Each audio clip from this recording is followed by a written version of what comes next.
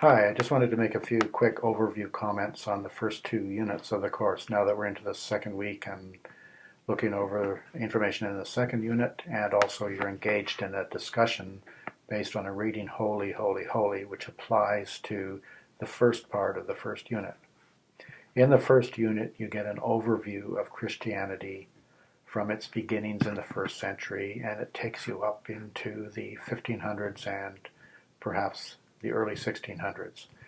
What you're looking at here is two types of Christianity in the Western world. In the first, you have a Christianity that is based primarily on the five senses. It is a sensual religion. It's one that, apart from theologians or priests or higher clergy, focuses for ordinary people on the feel of religion. It's something that you hear, it's something that you live, it's something that you taste when you take communion, it's something that you touch when you touch statues. You see stained glass, and it's a religion of the five senses. What happens is gradually over the last 200 years or so of this period, a degree of intellectualism is introduced into Western Christianity, beginning with the Renaissance.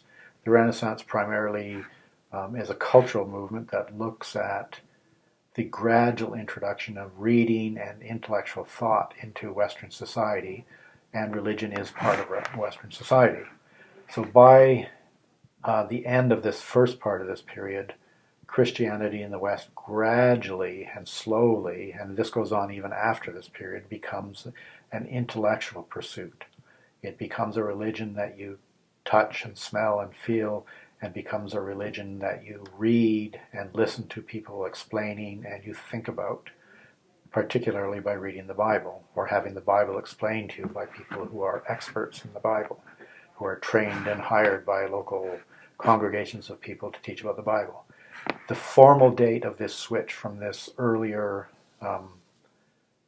sense-based Christianity and its transformation to a literate, intellectual Christianity is the year 1517, when the monk Martin Luther challenges the Catholic Church successfully in parts of Europe. So you have a splitting of Christianity in this period. The older Catholic style, which retains much of this basis in the five senses, as well as intellectualism, but primarily in the five senses, survives in parts of Europe. But most of Western and Northwestern Europe switches over to this new so-called Protestant form, which is based on reading the Bible and listening to experts explain the Bible to you and thinking about it yourself. It results in major divisions within Christianity, so that you have different forms of Protestantism in different states. But it's all still intertwined with society, because where you live and what your culture is like and wherever you live determines whether you're going to be a Catholic or a Protestant and what sort of Protestant you're going to be. So this is basically what you're looking at in Unit 1, is like a profound cultural change, because religion is not, in any sense, in any part of this period, and for many hundreds of years, something separate that you choose or don't choose to do. It isn't a hobby. It is intrinsic to your life. One way of looking at it is, if today somebody stopped you in the street, a TV interviewer, a radio interviewer, and said to you, shoved a microphone on your face and says, "What's your physics?"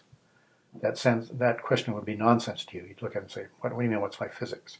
Well, physics, of course, is the science that looks at the very basis of the material universe and is considered the highest form, especially experimental physics. It sort of explains the basic nature of the material universe. So there isn't such a thing as what is your physics. It is truth. Well, if in 1500 you had shoved a microphone under somebody's face in the streets of London and said, "What's your religion?" that question would not have made any more sense to that person in 1500 than asking you today what your physics is. Religion was just reality. It was just truth. It was just the way things were. You might disagree from 1517 on. You disagreed with which interpretation of reality you believed. But it's like climate change today. I mean, The majority of scientists believe that we're undergoing climate change, but some scientists believe we're not. And the argument is not over whether science is right or not. The argument is over how you interpret the science. Okay, that's what goes on in Unit 1. That's primarily what you're looking at in Unit 1. And in that first reading, Holy, Holy, Holy, you're having a glimpse through a fiction writer, you're having a glimpse at the mentality of people when religion was a religion of the five senses. Okay, now Unit 2 that you're in right now, there's a lot of information in there. Primarily we're looking at England. And what we're looking at there is how this reformation of religion in the Western European world played out in one country, England. We're going to look at each different country in the British Isles over the next little while, but right here you're looking at England first because what happened in England affected what happened in Scotland, it affected what happened in Wales, and it affected what happened in Ireland, and all those together affects the reality of religious belief in Canada and the United States.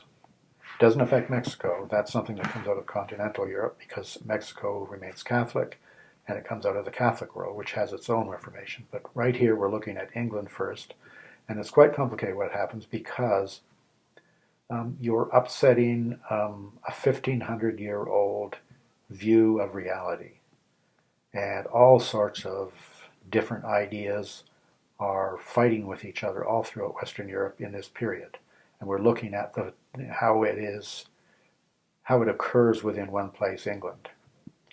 Okay, so that's what you're looking at in these two units. And if you have any other questions, of course, as usual, you can Skype me or email me or ask on the Ask Your Instructor page.